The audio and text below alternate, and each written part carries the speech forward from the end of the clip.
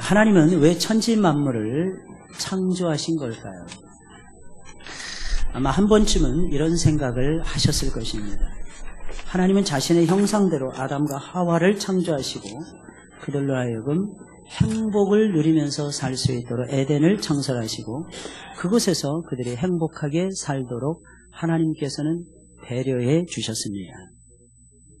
여러분, 이 모든 과정을 보게 되면, 하나님이 천지 창조하신 그 역사와 과정을 보게 되면 하나님이 천지와 만물을 왜 창조하셨는지, 그리고 누구를 위해서 창조하셨는지 알 수가 있습니다. 물론 저와 여러분들의 피조물 된 우리의 입장에서 보면 하나님의 영광을 위하여 창조하셨다, 이게 정답이 될 것입니다. 그러나 모든 만물을 왜 지으셨는지를 생각해 보면 결국은 우리를 위해서 지으신 것입니다. 이게 정말 놀랍죠. 하나님은 첫째 날부터 시작해서 6일 동안 창조를 하십니다. 많은 사람들은 그 시간에 대해서, 요즘 사람들이 굉장히 똑똑해지잖아요. 그래서 그 요미라고 하는 그 날이 히브리어로 요미인데, 그 요미라고 하는 그 날의 개념이 도대체 무엇인가? 오늘날의 24시간 하루인가? 아니면 한 피리어드, 한 세대인가? 여러 가지 설을 제시를 합니다. 그런데 여러분, 하나님은 창조의 하나님이십니다. 전능하신 하나님이세요. 하나님은 일정한 기간이 필요가 없으십니다. 그 하루라면 하루죠, 여러분. 분명히 성경이 얘기했잖아요. 밤이 되고 저녁이 되고 아침이 되니 이는 첫째 날이라.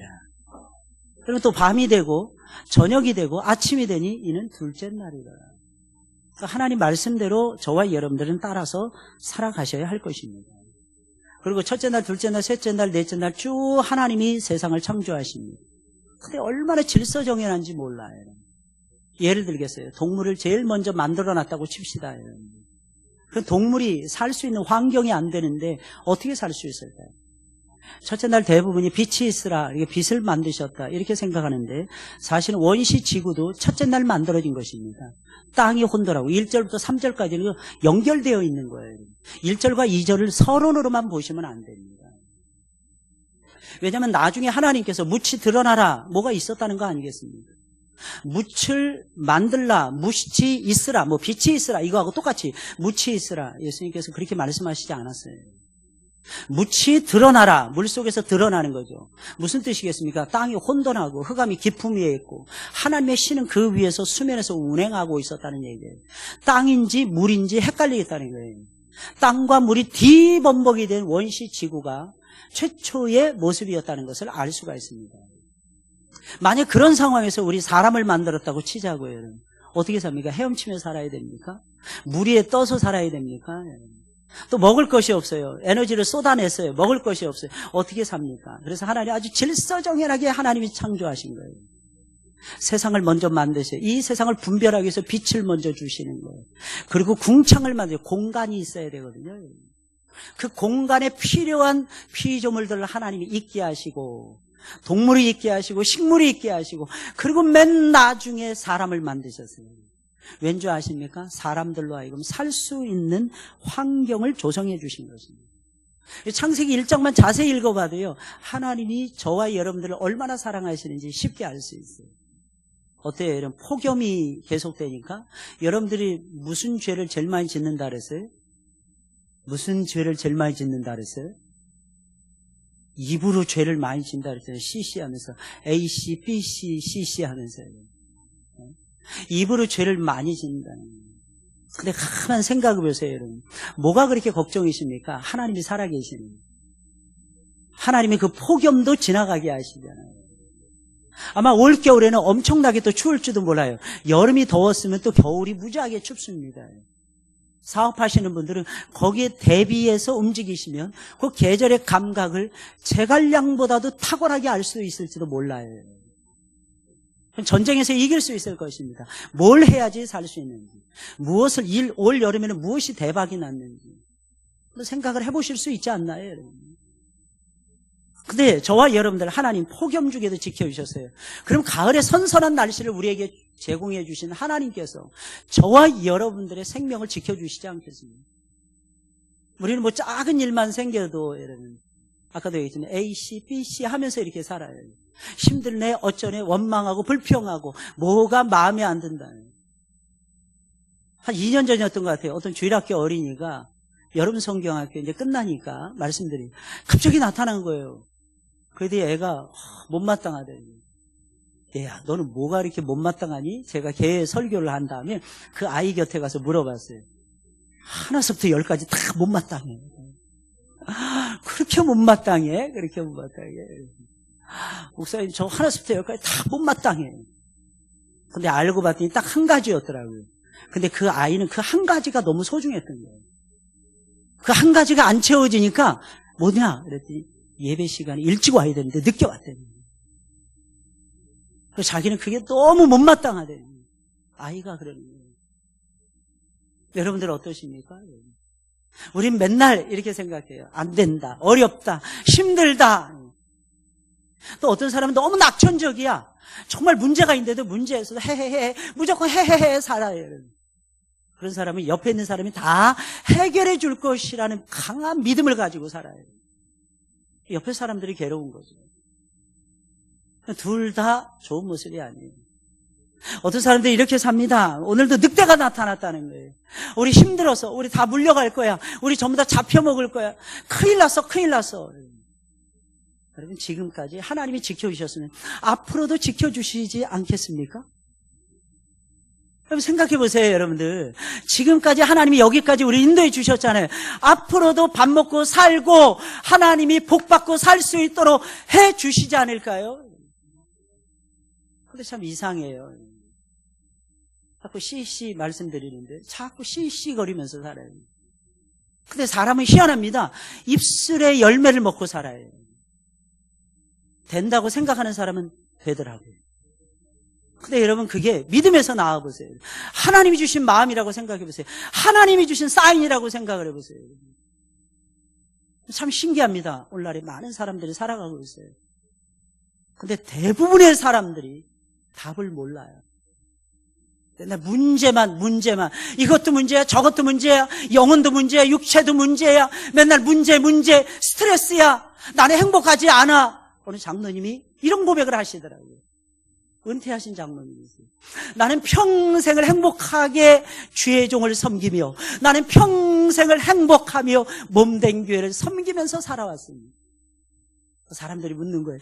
장로님 힘들지 않으셨습니까? 힘들 때도 있었죠. 저는 정말 행복하게 하나님의 교회를 섬기면서 제가 살아왔습니다. 장로님 어떻게 해요? 저는 딱 한 가지만 기도했어요. 딱 한 가지만 하나님께 구했기 때문입니다. 그것이 무엇입니까? 주 안에서의 기쁨이었습니다. 나는 주 안에서의 기쁨을 구했어요. 나는 집사일 때도 주 안에서의 기쁨, 장로가 된다면도 주 안에서의 기쁨. 근데 은퇴할 때도 행복했고 현역으로 뛸 때도 행복했고 은퇴한 이후에도 나는 행복합니다. 장로님 그렇게 고백을 하시더라고요. 감동받았어요. 여러분 하나님이 주신 최고의 선물이 뭔지 아십니까? 여러분? 문제 해결 그것도 중요하죠. 여러분. 돈, 여러분. 자녀들이 잘 되는 거 굉장히 중요합니다. 내 안에 기쁨이 없으면 내 안에 하나님의 영광의 임재가 없으면 여러분 하나님이 우리에게 나타나셔서 제일 먼저 해주시는 것이 기쁨 아닙니까? 그분은 그걸 행복으로 여기셨다니 행복. 여러분 신명기 10장 13절에 있는 말씀을 보니까 하나님이 이렇게 말씀하십니다. 내가 너희에게 계명을 주는 것은 너희의 행복을 위해서입니다. 이 말을 다른 말로 바꿔보면 무슨 말이겠습니까? 내가 너를 구원한 것은 너희의 행복을 위해서입니다. 이 말을 또 다른 말로 바꾸면 이런 것입니다. 내가 너를 지은 것은 너희의 행복을 위해서입니다. 선악을 알게 하는 나무의 실과는 왜 만드셨을까요? 하나님이 인간을 창조하시기 전에 이미 인간이 행복을 누리며 살아갈 수 있도록 아름다운 공간을 만드셨어요. 그들이 먹고 살 수 있는 모든 나무의 실과까지도 전부 다 만들어 놓으셨어요. 모든 것을 풍족하게 하셨어요. 모든 것을 충분하게 준비해 놓으셨어요. 그러니 사랑하는 성도 여러분들, 무엇을 먹을까, 무엇을 마실까, 무엇을 입을까 제발 고민하거나 염려하지 마세요. 하나님이 책임져 주십니다. 그리고 그것을 아담과 하와에게 주신 거예요. 그런 후에 하나님은 아담과 하와 언약을 맺으십니다. 창세기 2장 16절 17절에 있는 말씀, 우리 모두가 잘 아는 원시 언약이었죠. 동산 모든 나무의 실과는 임의로 먹되 선악을 알게 하는 나무의 실과는 먹지 말라. 내가 먹는 날에는 정령 죽으리라. 이것은 신화가 아니에요, 여러분들. 이것은 사실이었어요. 하나님과 아담이 맺은 사실적 언약이었습니다. 참 희한하죠. 동산나무에 수천 가지의 나무를 심어 놓으시고 하나님은 다 먹어도 괜찮다 하나님 하시더니 딱 하나는 먹지 말라고 하신 거예요. 도대체 왜 그러셨을까요? 궁금하지 않으십니까? 여러분, 예수님을 믿잖아요. 창세기부터 읽어옵니다. 그리고 2장에서 덜커는 걸리는 것이 이것입니다. 그래서 많은 사람들이 이거에 대한 고민을 하면서 한 번쯤은 해보셨을 것입니다. 더 희한한 거는요, 이게 여러분들 초신자들에게만 필요한 고민일까요? 이상하게 중직이 되어도, 이상하게 목사가 되어도 이 부분에 대해서 명쾌한 답을 찾지 못해요. 도대체 왜 그러셨을까? 그냥 대충 두리뭉실하게 이해하고 넘어가든지, 아니면 맨날 여기서 걸려가지고 이 문제가 해결되기 전에는 내가 창세기 3장 안 읽을 거야. 나에게는 창세기 3장이 없어. 왜? 2장이 풀리지 않으니까. 이러면서 살아가든지, 아니면 대충 믿든지, 둘 중에 하나더라고요. 여러분, 이 부분에 대해서 사람들은 정말 다양하게 생각을 하더라고요. 여러 가지 한번 생각해 보세요, 여러분들. 여러분들 한번 들으시면서 생각해 보세요. 선악과는 왜 만들어서 우리를 이 생고생을 시킬까? 하나님 원망하더라고요, 이 부분에서. 선악과가 그렇게 귀한 것이고 사람이 먹어서 안 되는 것이라면 아예 처음부터 만들지나 말지. 여러분들도 했던 고민 아닐까요? 만약에 만들더라도 동산 가운데가 아니라 사람의 손이 닿지 않는 저 절벽이라든지 아니면 벼랑 끝에다가 만들어 놓으시지. 왜 그걸 하필이면 각종 나무들, 모든 나무들이 같이 있는 그 한복판에다가 이 나무를 심어 놓으시고, 하나님께서는 이것을 먹는 순간에, 아담과 하와가 먹는 순간에 아담과 하와의 뒤통수를 치셨단 말인가? 선악과를 만들지 않으셨다면 아담이 먹지 않았을 테고, 그러면 인류에게 저주와 죄의 사망이 임하지도 않았을 텐데. 하지만 하나님이 선악과를 만들어주신 이유가 어디 한두 가지겠습니까? 하나님의 측량할 수 없는 지혜에서 나온 선악과였어요. 그 안에 담긴 하나님의 사랑을 아십니까? 하나님의 의도를 아십니까? 여러분, 어떤 일이, 어떤 사건이 우리에게 딱 다가오잖아요. 여러분 잘 고민해 보셔야 돼요. 도대체 하나님께서 이것을 왜 주셨는가? 하나님의 의도가 무엇인가? 왜요? 모든 것은 하나님의 계획 속에, 하나님의 A, B, C, D 여러 가지 플랜 속에서 진행되니까요. 하나님의 계획을 깨달으셔야 돼요. 우리가 살다 보면 인생에 중요한 것을 놓칠 때가 있죠. 여러분, 우리는 아쉬워합니다. 어떤 때는 후회도 합니다. 어떤 때는 반성도 합니다. 어떤 때는 회개하기도 합니다. 그러나 그 다음에는 여러분들 잊어버리세요. 왠지 아십니까? 그것은 하나님의 섭리가 분명히 있기 때문에. 내가 아둔해서 그래, 내가 우둔해서, 그럴 수 있죠. 근데 이상해요. 그 정도는 내가 알 수 있는데, 그 정도는 내가 빼앗기지 않을 텐데, 그 정도는 내가 놓치지 않고 생각할 수 있는데, 이상하게 내가 놓쳤어요. 잘 들으셔야 됩니다. 거기에는 하나님 아버지의 뜻이 분명히 있어요. 그걸 하나님의 의도하심이라고 해요. 하나님이 의도하시지 않았으면 그 일은 안 이루어집니다. 근데 하필이면 나에게 이루어졌어요. 내가 아주 중요한 것을 놓쳤어요. 내가 놓친 게 아니에요. 하나님이 놓치도록 놔두신 것이에요. 도대체 이게 뭘까? 아담과 하와는 식사하기 위해서 동산의 각종 나무의 열매를 취하면서 선악을 알게 하는 나무의 실과도 보았을 것입니다. 그들은 그 나무를 볼 때마다 무슨 생각을 했을까요? 아마도 그들은 이렇게 생각했을 것입니다. 하나님이 우리를 위해서 천지를 만드시고 만물을 창조해 주시고 우리를 위해서 에덴 동산을 창조해 주시고 시절을 따라 각종 나무의 열매를 우리에게 주셨어. 이야, 역시 하나님은 좋으신 하나님이셔. 이야, 하나님께서 우리를 진정으로 사랑하고 계시는구나. 게다가 그들은 이와 같은 마음이 들 때마다 기쁨과 행복감에 젖지 않을 수가 없었을 것입니다. 아담과 하와는 그의 후손들 대대로 선악을 알게 하는 나무의 실과를 보면서 하나님의 사랑과 은혜 속에서 그들이 영원 무궁히 행복하게 살 것이라고 확신을 했을 것입니다. 당연히 그들은 그 나무를 보면서 또 한 가지를 체험하게 됩니다. 그것이 무엇입니까? 이 세상의 주인은 우리가 아니라, 이 세상의 주인은 아담과 하와가 아니라 하나님이시라는 놀라운 사실이었을 것입니다. 아, 이게 내 것이 아니구나. 하나님 먹지 말라고 그러셨어. 그러고 보니까 이 모든 것이 먹지 말라는 이 계명을 통해서 하나님이 나에게 일깨워 주시는 것이 있구나. 이 모든 것이 전부 다 주님이 주신 것이에요. 내가 노력해서 얻은 것이라. 여러분 오해하지 마세요. 여러분 자수성가하셨습니까? 착각하지 마세요. 여러분들 높은 자리에 오르셨습니까? 착각하지 마세요. 여러분들 제가 목회를 하다 보니까 어떤 때 잘 될 때 있더라고요. 막 신이 날 때가 있어요. 아무리 생각해도 제가 한 것이 아니다. 어떤 때는 설교가요, 막 일사천리로 입에서 막 오토바이 난 것처럼 막 줄줄 그 다음 문장이 막 생각이 나요, 여러분. 그래서 마구잡이로 막 구사합니다, 여러분들. 내가 책을 많이 읽어서 그렇군요. 아니요. 하나님의 은혜이십니다. 어떤 분이 이렇게 표현하더라고요. 이상해요. 제가 이상하게 사업에 손만 댔다 하면 대박 나요. 이상해. 너무 잘 돼요. 어제 한 집사님하고 오후 시간 내내 교제를 나눴어요.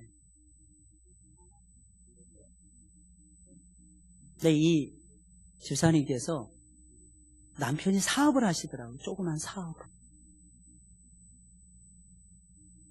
근데 이 집사님이 새벽 1시에서 2시 사이에 주무신답니다. 근데 새벽 4시면 눈 벌떡 떠서 새벽 예배를 드리신답니다. 그래서 하는 말 2가지 고백을 하는 거예요. 목사님 이상해요. 저는 딱 그 시간 자고 피곤하지가 않아요. 목사님 저도 피곤한데 저 뜨끔했어요. 야, 나는 피곤한데. 그 집사님 피곤하지 않으시대요. 새벽에 무조건. 남편이 사업을 하는데 승승장구해요. 하나님의 역사가 있더라고요. 집사님 언제부터 그렇게 하셨습니까? 그분이 고백을 하시는 거예요. 목사님, 우리 남편 사업이 엎어져서 제가 다니던 어린이집에서 나오는 그 쥐꼬리만한 월급으로 우리 식구가 버틸 때가 있었어요. 목사님. 눈물이 글썽글썽하면서 그 얘기하더라고요. 제가 그때 깨달았어요. 내가 기도하지 않았구나. 내가 기도해야지. 내가 기도해야지. 내가 평생에 기도하면서 살아야지. 남편도 믿지 않아요. 그러니까 내가 2배로 예수님 앞에 봉사해야지. 내가 더 정신을 차려야지. 우리 자녀들을 위해서라도 내가 더 깨어있어야지. 그래서 지금까지 새벽 예배를 깨운답니다. 30대부터 시작했어요. 남편이 사업을 시작한 지 한 17년, 18년 됐는데. 이야. 여러분 어떠십니까? 하나님의 은혜라는 것이 믿어지십니까? 저는 그 말에 100% 동감을 했습니다. 조금 있으면 선선한 가을입니다. 어제 전도했는데 SFC 운동원들이 너무 많이 나왔어요. 그래서 우리 사역자들이 오랜만에 휴식하면서 전도했어요. 서가지고 이렇게 저렇게 주스만 따라 음료수만 따라주면서 애들이 다 했어요. 애들이 얼마나 발이 빠른지 여러분 1시간도 안 돼서 다 동이 났어요. 주보고 뭐고 싹 동이 났어요. 얼마나 신이 난지. 여러분 사업이 잘 되는 비법이 무엇인 줄 아십니까? 인생의 행복을 맛볼 수 있는 비법이 무엇인 줄 아십니까? 여러분들이 계획한 것이 하나님의 섭리와 뜻과 딱딱 맞아 떨어지면서 여러분들의 인생에 하나님의 놀라우신 도와주심의 에베네셀의 역사가 나타나는 비결이 무엇인 줄 아십니까? 여러분 첫째는 기도입니다. 둘째는 무엇인 줄 아십니까? 전도예요. 여러분 영혼을 사랑할 때에 사명감이 불타기 시작하더라고요. 놀라운 사실은 하나님이 지혜를 주시더라고요. 하나님이 지혜를 주시더라고요. 그 2 도에 깨어 계시면 됩니다. 우리 성도들에게 하나님이 큰 용사로 살라고 말씀하고 계십니다. 기드온에게 사사기 6장에 보니까 그 내용이 나와요. 그러면서 하나님께서 요구하신 것이 무엇인 줄 아십니까? 내가 저 미디안의 손에서 이스라엘을 건져낼 것입니다. 구원이었어요. 여러분, 우리가 왜 큰 용사로 살지 못할까요? 왜 우리의 인생에는 했다 하면 대박이 나지 않는 것입니까? 저는 꿈꿔요, 여러분. 우리의 청년들이 마치 신혼 입은 새벽 이슬과 같은 청년이 되어서요, 어디를 가든지 무엇을 하든지 인정받고 하나님의 영광과 역사를 큼지막하게 나타내면서요, 작은 교회들을 살리고 수많은 선교사님들을 살리고 하나님의 역사를 만방에 알리기를 기도합니다. 이 모든 것이 되려면 요셉과 같이 돼야 되고 다니엘처럼 돼야 되고 다윗처럼 되셔야 됩니다. 그럼 두 돌을 잊어서는 안 됩니다. 무엇입니까? 기도. 두 번째는 무엇입니까? 전도예요. 이것이 얼마나 소중한 일인지 알 수가 없어요, 여러분. 우리가 자꾸 놓칩니다, 여러분. 여러분, 천지 만물을 창조하신 하나님은 아담과 하와와 그 후손들에게 만물을 다스리는 왕권이라는 걸 주었어요. 그렇기 때문에 선악과라는 안전장치가 없으면 그들 역시도 타락한 천사들처럼, 타락한 천사장처럼 순식간에 날뛰다가, 천방지축으로 날뛰다가 순식간에 망할 것이 자명했다는 것입니다. 하나님께서는 그래서 선악을 알게 하는 나무의 실과 안전장치를 주셨던 것입니다. 그 안전장치가 무엇입니까? 선악을 알게 하는 나무의 실과를 통해서 하나님이 깨닫게 하시는 바가 무엇입니까? 이 모든 만물의 주인은 나이니라. 심지어는 우리 주님께서는 이것을 가르쳐 주시는 것입니다. 너의 주인도 내가 아니라 나이니라. 내가 준 것입니다. 여러분, 어떤 때 아프실 때 있죠. 여러분, 몸이 불편하실 때. 여러분, 몸이 불편하실 때 더 많이 기도하셔야 돼요. 몸이 불편하시다고 뒤로 물러나시면 안 됩니다. 여러분. 나는 오늘 아파서 예배드리지 말. 아니요, 여러분들. 나는 오늘 몸이 아프니까 내가 죽어도 오늘은 예배드려야 됩니다. 내가 응급실에 실려가는 한이 있어 나 예배드릴 거예요. 이유가 무엇인지 아십니까? 여호와 라파의 하나님께서 고쳐주시지 아니하면 우리가 나음을 입을 수가 없기 때문에. 믿어지십니까? 저는 확신해요. 더 주님을 가까이 해요. 더 많이 성경 보시는 거예요. 더 많은 선한 일을 감당해내시는 거예요. 이게 얼마나 소중한 일인 줄 아십니까? 우린 도대체 무엇 때문에 삽니까? 예배 때문에 삽니까? 더 신기한 건요, 우리가 약해져 있잖아요. 우리가 아파하고 있잖아요. 우리가 상처받았잖아요, 여러분들. 하나님은 더 우리를 귀하게 여기세요. 세상에 가보세요. 아이, 너 쓸모없어. 너 아프잖아. 너는 이제 우리 회사에서 쓸모없어. 퇴직해야 돼. 근데 하나님은 그렇게 안 하십니다. 내가 너를 전보다 더 사랑한다. 아프지? 힘들지? 괴롭지? 내가 안단다. 내가 알아. 내가 내 사정을 머리부터 발까지 다 안단다. 어디가 아프니? 아픈 데를 말해. 무엇이 힘드니? 힘든 걸 얘기해. 내가 다 해줄 거야. 너 착각하고 살아온 거야, 임마. 너 지금까지 너 힘이 있으니까, 젊으니까 네 힘대로 살아온 것처럼 생각했지. 그 힘도 내가 준 거였다. 내가 줬어. 여러분, 요한계시록 마지막 성경이죠, 성경. 2장에 보면 서머나 교회 나옵니다. 서머나 교회 작은 교회였어요. 칭찬받는 대표적인 교회 중에 하나가 서머나 교회였어요. 하나님이 그를 찾아와서 말씀하십니다. 그들은 유대인의 압박을 받고 있었어요. 유대인의 강도질을 당해서요. 유대인들에게 많은 것을 잃어버린 상태였어요. 하나님 말씀하십니다. 내가 너희의 환난과 궁핍을 안다. 내가 알아. 하나님 참 짓궂으십니다. 그 다음에 하나님이 또 말씀하십니다. 너희가 이제부터 내가 아는데 10일 동안은 환난과 궁핍을 더 당할 거예요. 참 하나님 짓궂으십니다. 저는 그 10일이라는 표현이 그렇게 은혜가 돼서 울어본 적이 있었어요. 10일은 단기잖아요, 여러분. 영원히가 아니잖아요. 끝난다는 것을 하나님 가르쳐 주시는 거예요. 야, 끝날 거야. 염려하지 마. 내가 함께하고 있어. 내가 손댈 거야. 내가 너는 빼줄 거야. 내가 너는 지켜줄 거야. 내가 너는 이 고난을 내가 지나갈 수 있도록, 극복할 수 있도록 해줄 거야. 내가 이틀 만에 너를 고쳐줄 것이고 사흘 만에 너를 일으켜줄 거야. 우리는 굉장히 긴 것처럼 생각합니다. 고난과 아픔과 상처가 굉장히 긴 것처럼 착각을 합니다. 안 길어요. 안 길어요. 지나갑니다. 지나갑니다. 지나가요, 여러분들. 지나가게 하시는 하나님을 믿으셔야 돼요. 뭐 잊어버렸어요. 잊어버리죠, 여러분들.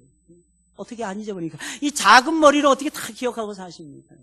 그때 그렇게 생각했어요. 아, 잊어버리게 해주신 하나님 감사해요. 하나님을 더욱 사랑하고 의지할 수 있도록 하나님이 이렇게 해주시는 거 제가 알아요. 여러분, 선악과를 볼 때마다 최초의 인간들은 이것을 깨달았던 것입니다. 어떤 사람들은 선악과의 값이 대체 얼마나 된다고 그까짓 거 하나 못 먹게 하냐고 말을 합니다. 아, 하나님 쪼잔하시게 그것을 따먹었다고 인간을 이토록 비참하게 한단 말입니까? 항의하기도 합니다. 여러분, 선악을 알게 하는 나무의 실과를 따먹은 것은 그렇게 큰 죄란 말입니까, 여러분들? 정말 궁금해지지 않나요, 여러분들? 선악과를 따먹는 일이 가볍지 않은 이유가 있습니다. 먼저 선악을 알게 하는 나무의 실과를 따먹지 말라고 말씀하시는 하나님의 명령, 하나님의 말씀을 버렸기 때문인 것입니다. 그런 귀한 명령을 내리신 하나님을 향해서 등을 돌렸기 때문입니다. 그래서 이 일이 결코 가벼운 일이 아니라는 것을 성경은 이렇게 말하는 것입니다. 오늘 저와 여러분들이 읽었던 본문 로마서 6장 16절에 나와 있는 이 말씀이에요. 너희 자신을 종으로 들여 누구에게 순종하든지 누구에게 순종하느냐 거기에 따라서 순종함을 받는 자 그 사람의 종이 된다는 것입니다. 혹은 죄의 종으로 죄에게 순종하는 거죠. 그래서 죄에게 종이 되는 거예요. 그럼 죄의 삭은 무엇입니까? 사망이 되는 거예요. 순종을 했습니다. 어려운 가운데서도. 그럼 순종받는 자의 종이 되는 거예요. 누구입니까? 하나님이에요. 그래서 어떻게 합니까? 의에 이르게 되는 것입니다. 여러분, 정말 무서운 말씀이에요. 우리가 어떤 것에 순종하면 순응하잖아요. 따라가게 되는 거예요. 우리 이렇게 생각합니다. 아니, 목사님 제가 보류한 거예요. 아니요, 불순종한 겁니다. 늘 말씀드리잖아요, 여러분들. 영적인 세계는요, 선과 악 두 종류밖에 없습니다. 중간지대가 없어요. 영적인 세계에는 여러분 잘 들으셔야 됩니다. 중간 상태가 하나도 없어요. 흑 아니면 백입니다. 에이, 목사님 저는 반대 안 합니다. 다만 지켜볼 뿐입니다. 반대하는 것입니다. 예수님 말씀하셨어요. 나와 함께 모으지 아니하는 자는 나를 반대하는 자. 세계 들으셔야 됩니다. 특히 결정적인 순간에 살펴보셔야 돼요. 내가 어느 편에 살 것인가.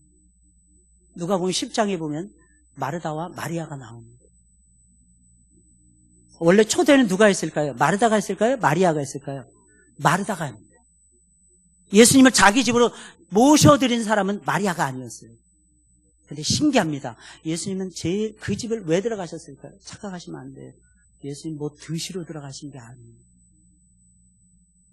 그 집을 축복하기 위해서 들어가시는 거고, 하나님의 생명의 말씀을 들려주고 싶어서 거기 베다니, 베이트 아니라는, 아니는 슬픔이라는 거, 베이트는 집이거든요. 슬픔의 집이라는 작은 동네에 아주 허름한 부모 없는 나사로와 마르다와 마리아 3남매가 사는 그 집으로 왜 들어가셨을까요?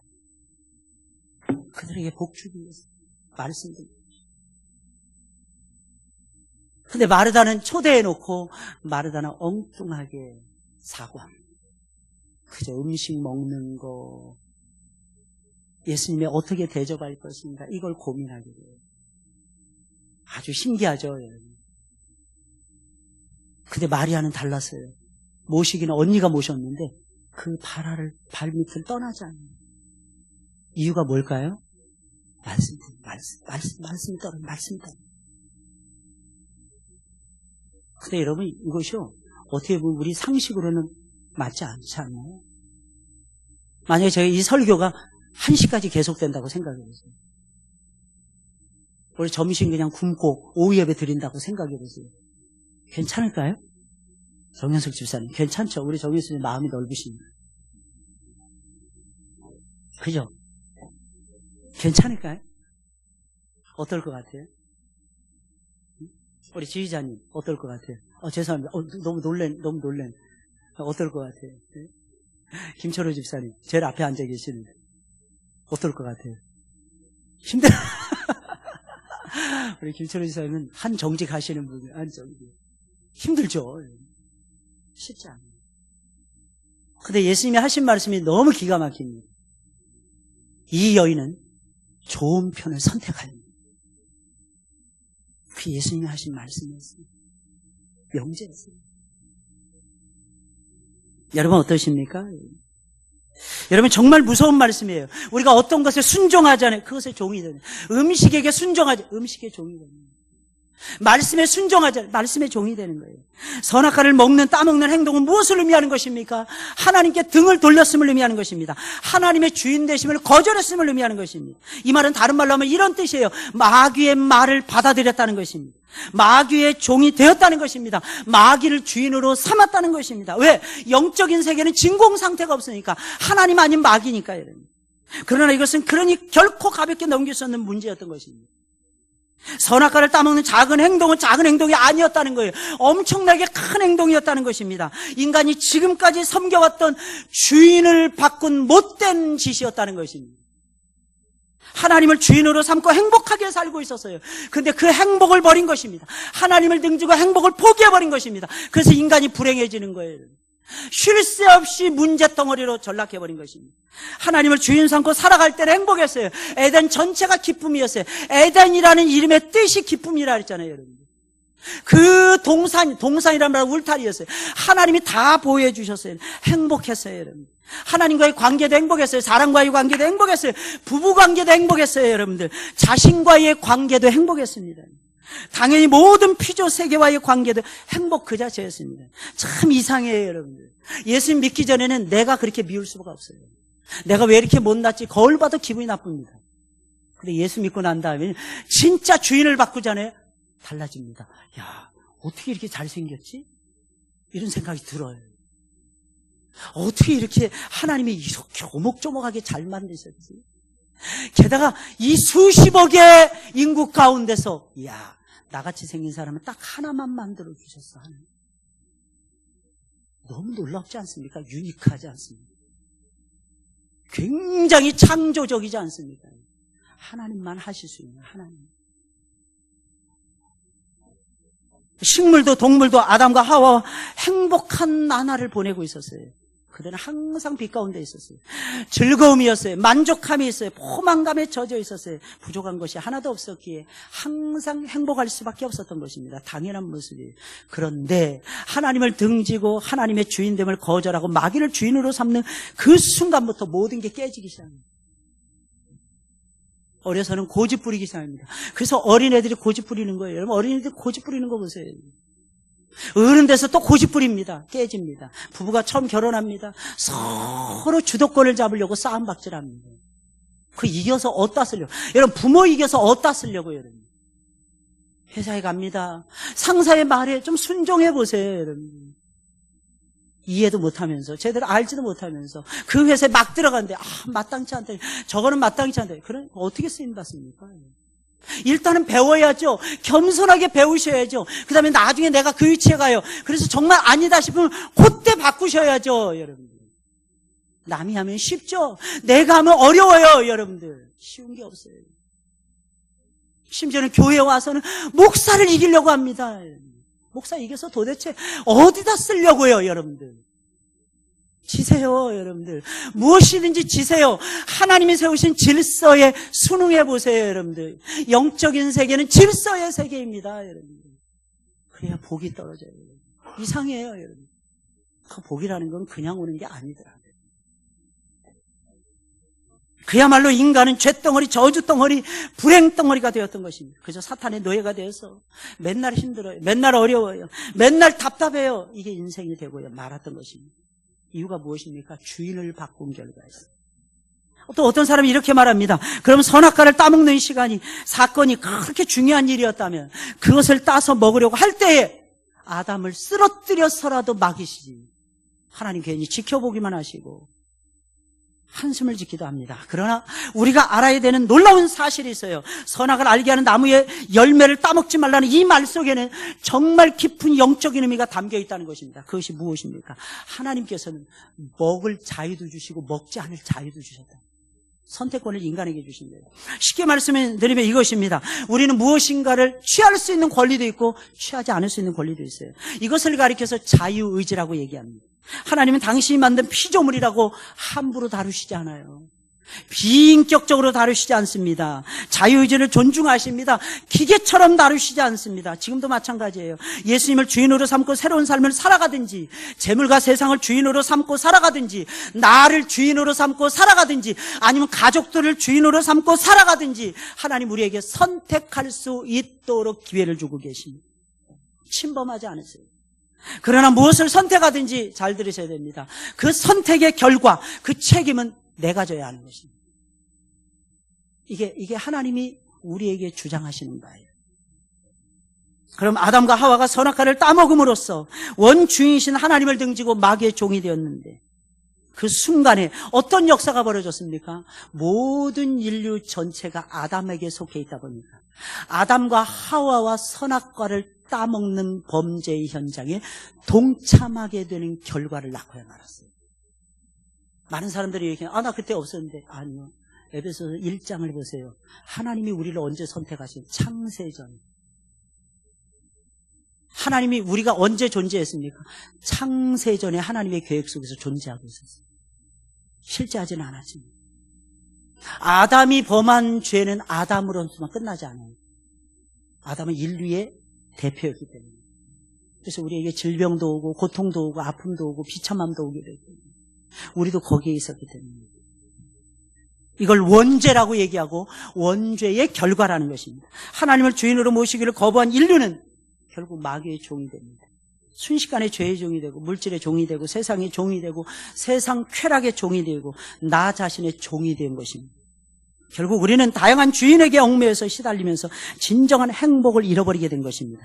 사악한 폭군을 주인으로 삼은 그 순간부터 인간은 에덴의 행복을 송두리째 도둑을 맞게 된 것입니다. 그럼 주인을 바꿈으로 잃어버린 에덴의 행복을 회복할 수 있는 길은 없는 걸까요? 있습니다. 있어요. 그것이 무엇입니까? 다시 주인을 바꾸는 것입니다. 예수님께서는 공생애를 시작하시면서 외쳤어요. 두 마디 외쳤어요. 회개하라, 천국이 가까웠느니. 예수님 말씀하신 회개의 의미가 무엇입니까? 잘못을 뉘우치는 것일까요? 우는 것일까요?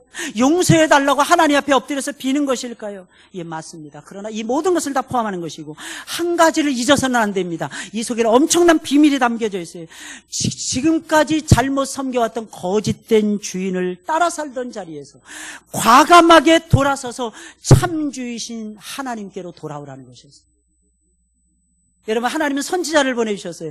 여러분, 선지자들이 외쳤던 말씀의 핵심이 무엇입니까? 돌아오라는 것이었어요.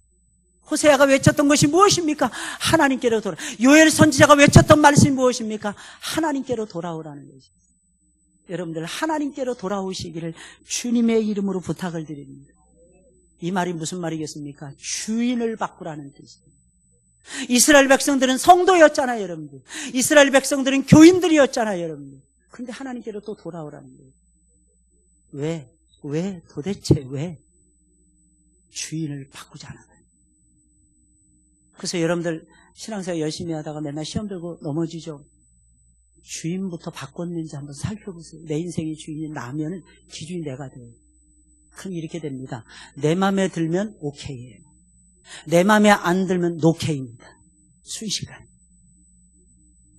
교회 일도 마찬가지예요. 내 마음에 들면 하고 내 마음에 안 들면 안 합니다. 그럼 여러분, 하나님이 어떻게 하시는지 아십니까? 하나님이 우리가 마음에 안 들 때 안 해주세요. 이게 정말 무서운 겁니다. 복을 못 받아요, 진짜. 복이 문 앞에까지 딱 왔다가 안개처럼 사라집니다. 눈앞에까지 왔다가. 얼마나 이거 억울해요. 억울하지 않나요? 저는 억울해요. 그래서 계속 기도합니다. 우리 성도들이 복을 받게 해달라고. 우리 성도들이 하나라도 제대로 좀 깨닫게 해달라고. 이렇게 기도합니다. 깨닫고 주인을 바꾸게 해달라고, 하나님이 기뻐하시는 일에 올인하게 해달라고, 하나님이 기뻐하시는 일에 몰두하게 해달라고, 하나님이 기뻐하시는 일에 집중하게 해달라고. 그 사람은요, 하나님의 영광을 맛보게 될 것입니다. 여러분, 믿음이 무엇입니까? 주인을 바꾸는 것입니다. 예수님을 나의 주인으로 바꾸는 것입니다. 믿는다고 하면서 아직도 내 일을 내 맘대로 하십니까? 내 스케줄을 따라서 움직이고 계십니까? 과연 믿는 것일까요? 과연 믿는 것일까요? 내 형편, 내 입장, 내 처지에 따라서 움직입니다. 말도 안 되는 거죠.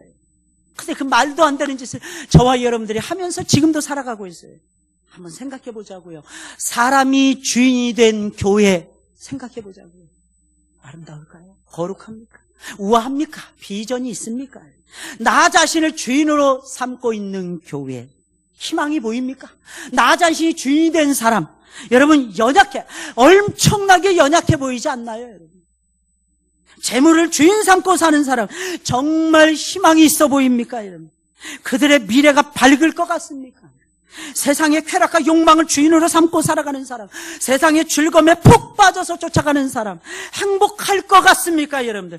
그들의 미래가 밝을 것 같습니까? 그러나 반대예요. 예수님이 주인이 되어 있는 교회, 얼마나 소망이 있어 보입니까? 얼마나 든든해 보입니까? 주님이 책임지실 거예요. 예수님이 주인이 된 우리 가정, 얼마나 기쁨이 넘칠까요? 얼마나 만족감이 넘칠까요, 여러분? 얼마나 소망이 있어 보입니까, 여러분들? 얼마나 든든한 울타리 가운데 놓여 있는 것 같습니까? 내가 내 인생의 주인이라면 나는 부자가 아닐 것입니다. 나의 능력은 한계에 부딪히기 때문입니다. 왜? 아무리 승승장구 오늘 하더라도 내일 망할 수가 있기 때문입니다, 여러분. 그런데 하나님이 내일 지켜주신다는, 나는 너를 지키는 여호와니라. 무엇이 두려우십니까? 설령 내가 원하는 것을 취하지 못했다 할지라도 두려워질까요? 다윗은 이야기합니다. 천만인이 나를 둘러 진칠지라도 내가 두려워하지 아니하리라. 도대체 어디서 그런 용기가? 천만인이요, 천만인. 이스라엘의 인구가 1000만도 안 되던 시절이었어요. 이거 무슨 말인가? 이스라엘 전체가 나를 부정하고 나를 거부한다 할지라도 내가 두렵지 않다는 거예요. 이는 무엇입니까? 그에겐 하나님이 계셨어요. 하나님, 든든한 백그라운드로 하나님이 진이 되어주고 계셨어요. 내가 널, 다윗아, 네가 나를 사랑하지. 다윗의 이름의 뜻은 하나님의 사랑을 받은 사람이라는 뜻이, 내가 안단다, 나도 너를 사랑한단다. 이게 주님이 어렵고 힘들 때마다 다윗 왕에게 들려주셨던 하나님의 음성이었던 겁니다. 다시 일어날 힘이 있습니까? 없습니까? 없죠. 왜요? 주인을 안 바꿨기 때문에. 하나님을, 예수님을, 성령님을 나의 주인으로 모시고 삽니다. 이거 얼마나 행복한 일입니까? 아주 놀라운 일. 어떤 일이 벌어질지 몰라요. 어떤 하나님의 역사를 일으켜 주실지 몰라요. 그게 은혜라는 거예요. 이걸 깨닫는 것이 은혜예요. 바꾸세요. 오늘 이 시간부터. 여러분들의 주인이 누구이십니까? 2주에 걸쳐서 똑같은 설교가 아닌, 똑같은 주제를 가지고 다른 설교를 들려드렸습니다. 마음판에 새겨보세요. 나는 주인을 바꿉니까? 그리고 정말 주인 바꾸기를 어떻게 할 것인가 고민하세요. 성령 세례 받아야 되는데, 성령 세례가 뭐예요? 주인 바꾸는 거예요. 착각하고 있어요. 성령 세례 무슨 엑스타시 현상, 환상 가운데 들어가는 줄 착각을 합니다. 판타지를. 아니요, 하나님 한 번도 맨정신이 아닌 상태에서 선지자들에게 말씀을 주신 역사가 없었습니다. 하나님 비몽사몽간에 헤매이는 걸 원치 않으세요. 우리가 정신도 멀쩡해져야 돼요. 예수 믿음의 미수 막 또릿또릿해져야 됩니다. 여러분 기도하세요. 여러분 그렇게, 여러분 치매 그런 거 다 물리쳐버려야 돼요. 여러분들 예수의 이름으로. 여러분 멀쩡할 때도 치매 증상가 나타나는데, 여러분 치매가 와보세요. 얼마나 힘듭니까? 그러나 기억하셔야 됩니다. 하나님은 나를 만드신 분이에요. 나를 지키시는 분은 하나님이세요. 지금까지도 내가 멀쩡하게 살아온 것도 하나님의 은혜였어요. 앞으로도 하나님이 어떻게 하실까요? 은혜로 인도해 주실 것입니다. 불안해하지 마세요. 두려워하지 마세요. 염려하지 마세요. 어제도 중환자실에 7시에 신방 갔어요. 그 어르신을 제가 침대에 누워 3번째 뵙는 분이었어요. 저거 사돈지 우리 장영삼 집사님 어머니 3일 전에 쓰러지셔가지고 각오하라는 의사의 진단에 떨어졌습니다. 그 참 신기하죠. 어머니 저 알아보시겠어요? 제가 그 아드님 누구예요? 그 교회 다니는 목사고 제가 형님 뻘 되는 사람입니다. 아신다는 거예요. 아신다는 고개를 막 끄덕이지. 어머니 예수님이 누구세요? 예수님이 누구세요? 제가 이거 가르쳐 드리려고 왔어요. 예수님이 길이요 진리요 생명이십니다. 어머니 아세요? 아시면 봐하는 걸 보이셔야죠. 어머니 얼굴밖에 못 움직이시고 믿으시죠? 하시는 어머니 하나님이 고쳐주실 거예요. 아니면 어머니 하나님의 품으로 가실지 몰라요. 하나님이 사랑하시니까 어머니 편하게 가세요. 하나님이 어머니를 기다리고 계세요. 몰라요. 어떻게 될지 저는 잘 몰라요. 하나님이 고쳐주시든지 둘 중에 하나 해주시겠지. 왜냐하면 2번 쓰러지실 때도 하나님이 일으켜 세우시니 지금 3번째 쓰러지신 거예요. 제가 알기로는 그 어르신이 3번째입니다. 2번째는 일어나 앉아 계시는 걸 제가 뵙고 감사했고. 여러분 기억하셔야 됩니다. 하나님이 우리를 책임져 주세요. 그분이 왕이세요. 그분 손에 여러분들의 영혼이 있어요. 그분 손에 여러분들의 몸이 있어요. 여러분들. 그분 손에 여러분들의 밝은 미래가 있는 것입니다. 저는 그분이 너무 좋아요. 견디지 못해요. 누가 그러더라고요. 목사님 다시 태어나셔도 목사 하시겠습니까? 목사는 사람이 할 짓이 못한답니다. 여러분 아십니까? 저는 이렇게 고백했어요. 나는 다시 태어나도 목사 될 거라고. 나는 다시 죽었다 다시 물론 다시 태어날 리도 없지만 다시 태어나더라도 저는 목사 될 것입니다. 왠지 아십니까? 하나님의 은혜의 한가운데 있잖아요. 하나님의 왕되심을 만끽하면서 살잖아요. 저는 이게 너무 좋아요. 외칠 수 있잖아요. 내 주님이 나의 주인이시고 왕이시라고. 이게 얼마나 행복한지 모릅니다. 여러분들도 그 행복을 맛보시면서 가을의 문턱에서 가을을 맞이하시고 가을을 정복하시고 가을에 하나님이 기뻐하시는 큰 열매를 맺으시기를 주의 이름으로 축원을 드립니다. 할렐루야. 우리 찬송